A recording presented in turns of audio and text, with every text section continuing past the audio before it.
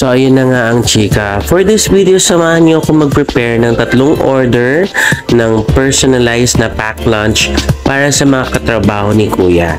So anong nangyari, pinakita ng kapatid ko yung Boodle Fight style na lunch na ginawa ko kahapon at nag-request yung mga kasama niya kung pwede raw ako gumawa para sa 3 tao ngayon.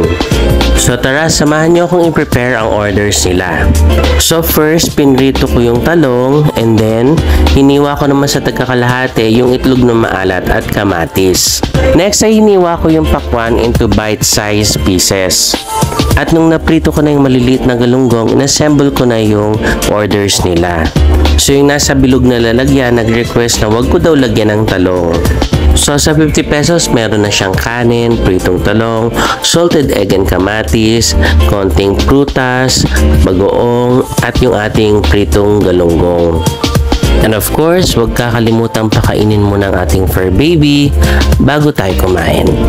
So, presenting my simple na personalized packed lunch. And that's it. I hope nagustuhan niyo ang pag-prepare ko ng mga orders for today. Thank you for watching. See you on my next recipe.